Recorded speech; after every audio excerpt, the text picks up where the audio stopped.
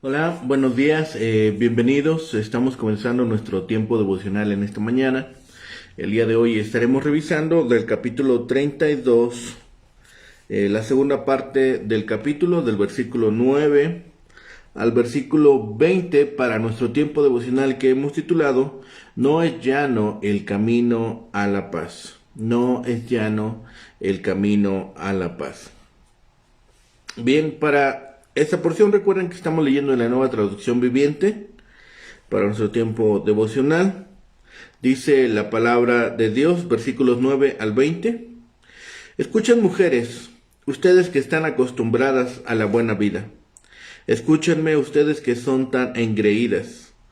Dentro de poco tiempo, algo más de un año, ustedes que son tan despreocupadas, de repente comenzarán a preocuparse, pues se perderán sus cultivos de frutas y no habrá cosecha. Tiemblen, mujeres de la buena vida, abandonen su autosuficiencia, quítense sus ropas bonitas y pónganse tela áspera en señal de su dolor. Golpéense el pecho con profunda pena por sus abundantes granjas y por sus vides llenas de fruto, pues su tierra cubrirá de espinos y zarzas, sus hogares alegres y ciudades felices desaparecerán. El palacio y la ciudad quedarán abandonados y pueblos de muchas actividad estarán vacíos. Los burros retozarán y las manadas pastarán en los fuertes abandonados y en las torres de vigilancia, hasta que al fin se derrame el Espíritu sobre nosotros desde el cielo. Entonces el desierto se convertirá en campo fértil y el campo fértil dará cosechas abundantes. La justicia gobernará en el desierto y la rectitud en el campo fértil, y esta rectitud traerá la paz. Es cierto, traerá tranquilidad y confianza para siempre. Mi pueblo vivirá seguro, tranquilo en su hogar, y encontrará reposo, aunque se destruya el bosque y se derrumbe la ciudad. El Señor bendecirá grandemente a su pueblo. Donde quiera que siembre la semilla, brotarán cosechas abundantes, y su ganado y su burro pastarán con libertad. La primera anotación que hace Isaías en esta porción es sobre las mujeres descuidadas. Del versículo 9 al 14, estas encarnan el espíritu de despreocupación y de ostentoso lujo de las clases pudientes de Jerusalén. Y se les da un solemne aviso sobre el catastrófico cambio de vida que se avecina. El espíritu de lo alto, del versículo 15 al 20, es el gran cambio del periodo de la desolación a una época de rectitud y de seguridad. Se señalará por el derramamiento sobre Israel del espíritu de lo alto. Esto es lo que Joel profetizó con más detalle, que se cumplió en parte en el día de Pentecostés, pero su pleno cumplimiento se verá cuando Israel se convierta al Señor. Dice, las señoras de los primeros versículos del 9 al 13 constituyen un ejemplo extremo de la sociedad predominantemente indolente de la época. Observemos la repetición de la palabra confiadas. Y si la Reina Valera está en lo correcto, en la versión del versículo 10, esta profecía data de alrededor de la época de la revuelta de Ezequías contra Asiria, por la cual la invasión del 701 fue la represalia. Pero el versículo 10 también al mismo tiempo podría significar un largo periodo de año tras año. De cualquier manera, el desastre del versículo 14 y la gloria de los versículos 15 al 20 trasciende todo lo que ocurrió en el tiempo de Isaías. La era presente, desde Pentecostés, puede formar parte del cuadro de un pueblo de Dios emancipado de la Jerusalén terrenal. El principio básico expuesto en este poema es que la paz no es algo que Dios le impone por fuerza a una sociedad corrompida. La tierra tiene que ser limpiada y vuelta a sembrar con justicia, de la cual la paz es el fruto. Para que esto sea posible es indispensable la promesa del Espíritu. Es el secreto de los dones compartidos del Mesías, descritos anteriormente en los versículos 1 y 2. En cuanto al 15, tales cuadros de una tierra segura y bien regada expresan las cosas nuevas de Dios que habrán de venir en términos de las cosas que ya son conocidas. Pero el reino no ha llegado todavía. Las mujeres de Judá viven aún en lujo, tranquilidad y complacencia. Pronto caerá el soplo de juicio, falta de cosecha, despoblación y desolación. Los problemas de Judá continuarán hasta que sea derramado el Espíritu. En la segunda venida de Cristo, entonces el desierto se convertirá en campo fértil, y lo que ahora es campo fértil será considerado como un bosque. El juicio y la justicia moral incluirán cada aspecto de la vida, resultando en paz, reposo, seguridad y confianza. El enemigo, los montes, serán abatidos por el granizo del juicio de Dios, y la ciudad, su capital, será derribada. Será un tiempo de felicidad cuando el pueblo podrá sembrar con tranquilidad junto a las aguas, y el buey y el asno podrán estar sueltos sin peligro. El juicio futuro y bendición se vuelve también una advertencia a las mujeres complacientes. Hay una exhortación a las mujeres de Jerusalén. Lo que despertaba la ira del profeta era su despreocupación frente al inminente peligro y a sus repetidas advertencias. Mujeres indolentes, levántense, es la exhortación de Isaías. Presten atención, oh hijas confiadas. Estas representan ese aspecto de la mentalidad pública característica de las personas dadas al lujo y la vida fácil. De aquí algo más de un año comenzarán sus vicisitudes, porque la vendimia faltará y la cosecha no vendrá. En tiempos como estos, las lamentaciones debieran estar a la orden del día. Tiemblen, criaturas descuidadas, y vistan ropas de duelo. Es el llamado profético. Desnúdense y ciñan sus lomos con cilicio. No es raro que las mujeres árabes anden en medio desnudas, como señal de duelo, cuando se anuncia una muerte, dando a entender este luto, a lo cual la tribu se une con clamores de lamentación. Isaías llama a las mujeres de Jerusalén a hacer eso debido a la desolación de sus ricas propiedades. El versículo 12 se interpreta: golpéense el pecho llorando por la próxima escasez de alimentos. Solo la desolación y el vacío aguardan a sus lugares de fiesta. Los jardines de las majestuosas villas pronto serán espinos y cardos. Aún el palacio real y la ciudad serán abandonados, y la colina y las torres se volverán cuevas de asnos monteses. Así también los efectos del derramamiento del Espíritu serán evidentes. El profeta Isaías no solo da testimonio del Mesías, sino también del Espíritu Santo. Este derramamiento ha de introducir una novedad de vida y poder por la cual la voluntad de Dios prevalecerá en la sociedad humana.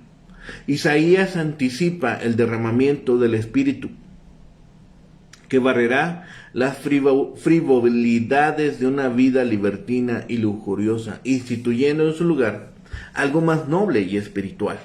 Esto ha de reflejarse hasta en la naturaleza, cuando se hará la estepa un vergel, y el vergel será considerado como selva.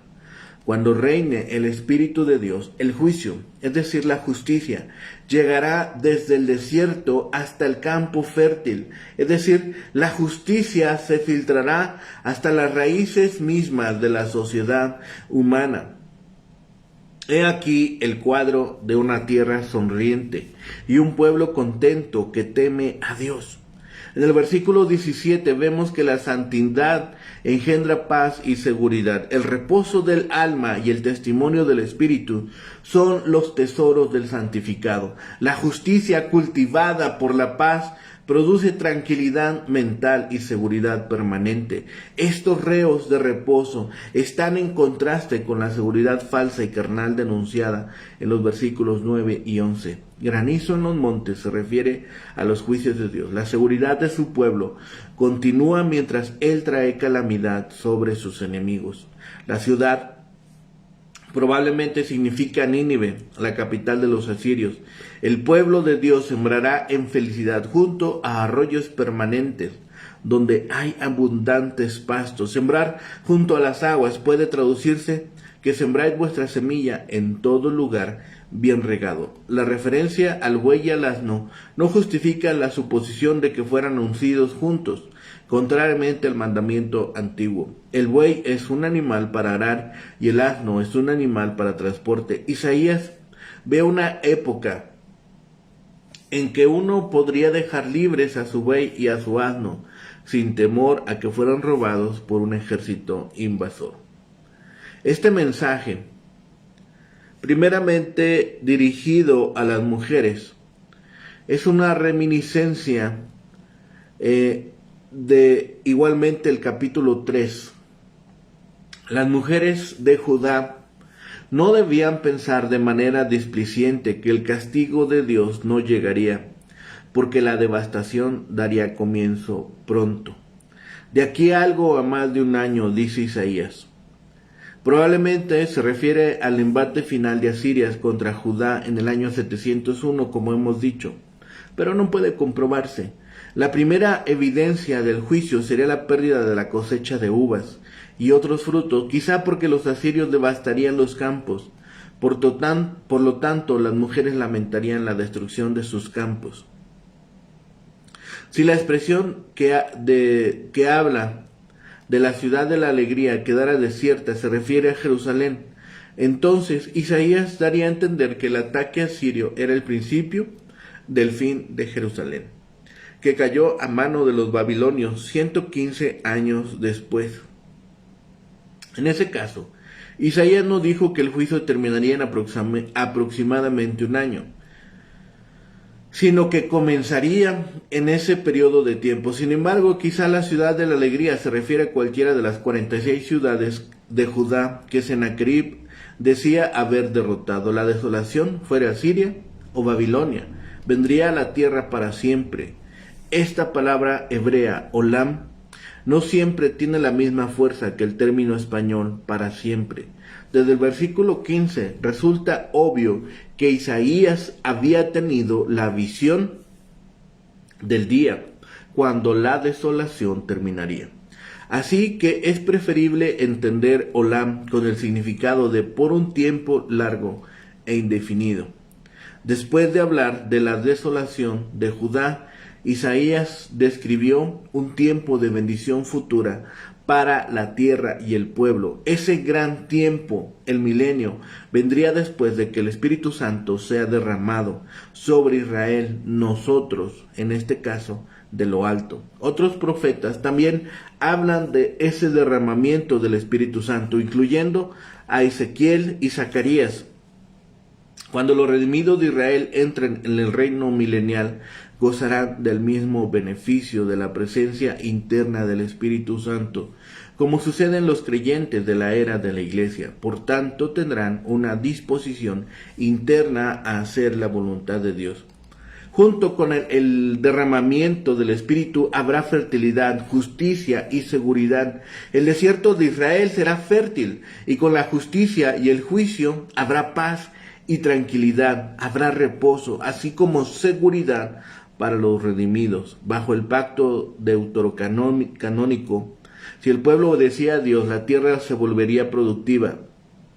De manera similar ocurriría en el reino. La vida de justicia produciría fertilidad. En contraste con la destrucción que vendría en días de Isaías, a la nación redimida se le asegura que será bendecida con productividad agrícola y sin disputas por los pastizales.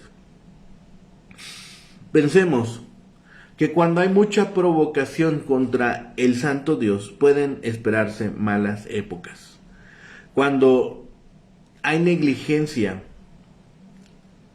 hay mezquinidad. Y el merecimiento es ser privados del sustento de la vida cuando lo convertimos en alimento de lujurias. Es cuando puede sobrevenir el temor y la angustia. El derramamiento del Espíritu Santo de lo alto traerá momentos de bendición. Entonces, y no antes, habrá buenos tiempos. El presente estado de los judíos continuará hasta que haya un derramamiento más abundante del Espíritu de lo alto. La paz y la quietud se hallan en el camino y la obra de la justicia. La satisfacción verdadera se tiene solo en la religión verdadera. La santidad real es la felicidad verdadera ahora y será felicidad perfecta. Esto es santidad perfecta para siempre. La buena simiente de la palabra será sembrada en todas partes y será regada por la gracia divina, y los trabajadores laboriosos y pacientes serán puestos bajo la cuidadosa administración de Dios. Si nosotros observamos las palabras de este capítulo 32, en el versículo 9 observamos este título que se da: Mujeres indolentes anuncian un nuevo pensamiento. Lutero creyó que aquí debería comenzar un nuevo capítulo, ya que lo que sigue nos lleva a una dirección ligeramente diferente a la de la primera parte. Nos concentramos de nuevo en Jerusalén, en la situación que había inmediatamente antes del avance de las fuerzas asirias. Isaías se introdujo de inmediato en lo que estaba ocurriendo y usó a las mujeres para subrayar la diferencia entre la Jerusalén de su tiempo y el reinado misericordioso del rey Mesías. Los habitantes de Jerusalén se sentían a salvo por causa de la alianza con Egipto. Quizá estaban también seguros porque creían que Dios no iba a destruir la ciudad ni su templo. A este lo consideraban una especie de amuleto de la buena suerte que detendría cualquier peligro, pero esa seguridad era falsa y engañosa. Isaías exhortó así a las mujeres de Jerusalén a que temblaran y se estremecieran por causa del juicio que se avecinaba. Esta sección de la profecía pudo haber sido escrita un año antes de que los asirios comenzaran la campaña contra Judá. Isaías les advirtió: de aquí a algo más de un año, tiemblen. Serían muchos los cambios que iban a ocurrir. Todo aquello en que esas mujeres confiaban iba a desaparecer. No es de asombrar que se debieran vestir de cilicio. Las palabras de Isaías están dirigidas no solamente a las mujeres de Jerusalén, sino a todos los ciudadanos que confiaban en Egipto o en la suerte para ampararse de la destrucción. En el hebreo original, tanto hombres como mujeres aparecen juntos en esta sección. Así que el profeta de Dios miró más allá de las condiciones de la Jerusalén de 700 años antes de Cristo. Vio la desolación total de la ciudad en el futuro. Sus bulliciosas calles estaban desiertas, la fortaleza abandonada, y donde antes vivían personas, ahora solo animales pastando.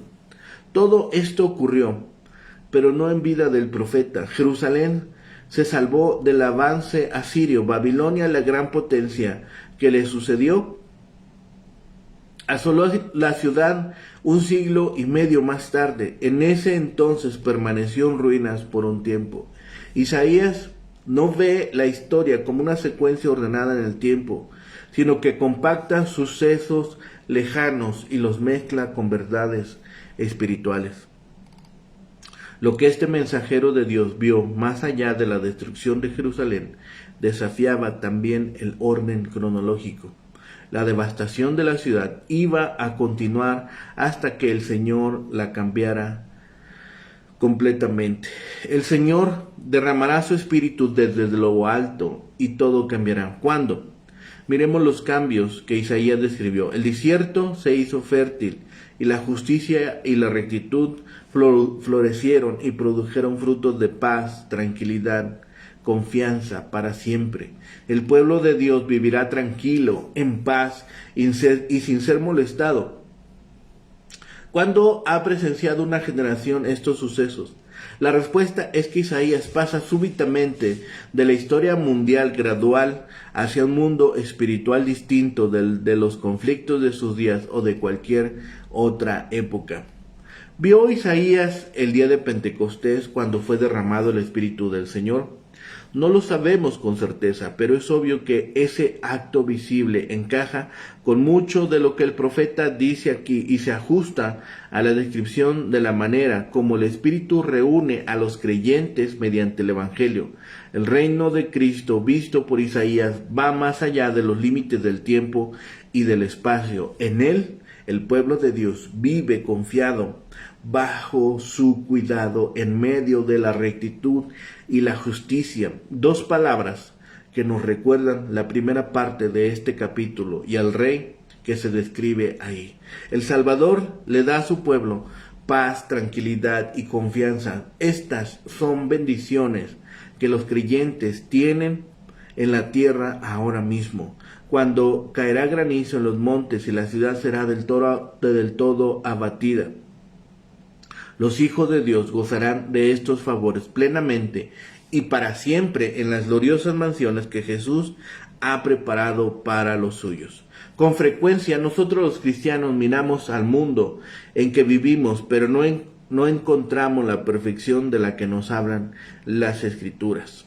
Al igual que todos los santos del Antiguo Testamento, buscamos un hogar que Dios ha preparado para nosotros mediante el sufrimiento, la muerte y la resurrección de Jesús.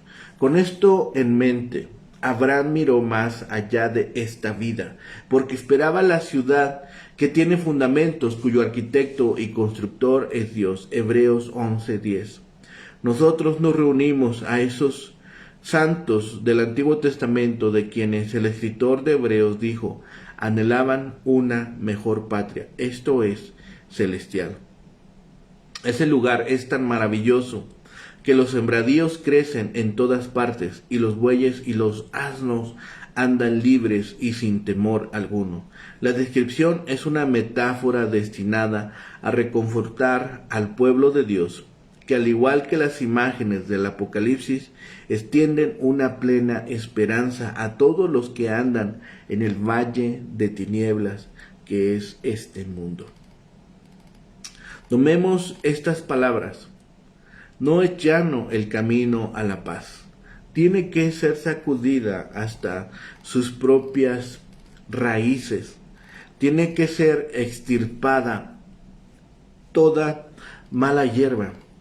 Esto será ciertamente por medio del derramamiento del Espíritu. Pero esto no será una acción tranquila. Esta será una acción ciertamente, incluso pareciera hasta violenta. Nosotros los creyentes, el pueblo de Dios, debe ver estos tiempos como un tiempo perfecto para también compartir la palabra de Dios, para seguir cumpliendo el propósito que nos ha dado Dios de ser la sal y la tierra. El pueblo de Dios le dio las espaldas y se centró en sus propios placeres. Y esta advertencia no era solo para las mujeres, como hemos visto, sino para todos los que se sentían cómodos en una tranquilidad negligente, disfrutando de las cosechas, la ropa, la tierra y las ciudades, mientras el enemigo se acercaba. La riqueza y el lujo dan una falsa seguridad, nos adormece y lleva a pensar que todo marcha bien cuando el desastre está a la vuelta de la esquina. Al abandonar el propósito de Dios para nuestras vidas, también abandonamos su ayuda. Dios actúa desde arriba para cambiar la condición del hombre aquí en la tierra. Solo cuando el Espíritu de Dios entra en nosotros alcanzamos la paz y la prosperidad verdaderas. Esto sucederá al final de los tiempos. También podemos tener el Espíritu de Dios con nosotros ahora, ya que está al alcance de todos los creyentes por medio de Cristo. El derramamiento aquí mencionado sucederá en su totalidad cuando se establezca el reino mundial de Dios para toda la eternidad.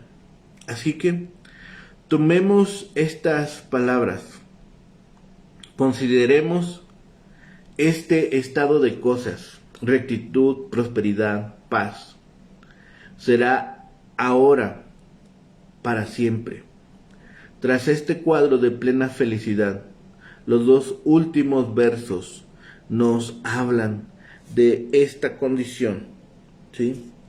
Aunque se destruya el bosque y se derrumbe la ciudad, el Señor bendecirá grandemente a su pueblo. Donde quiera que siembre la semilla, brotarán cosechas abundantes.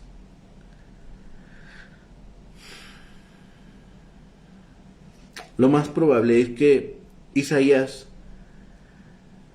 resume aquí el inminente juicio de Dios sobre Israel por medio de una invasión, porque habían desechado a Dios. La destrucción de Jerusalén sería inminente. La destrucción era necesaria, porque era necesario cambiar la semilla, cambiar ese lugar para que brotara ahora la justicia. Nosotros permitamos también que Dios extirpe de nosotros cualquier elemento que no nos permita acercarnos a Él. Que deseche también de nosotros el pecado, que destierre de nosotros toda semilla de inmundicia. Permitamos al Espíritu también extirpar aquello.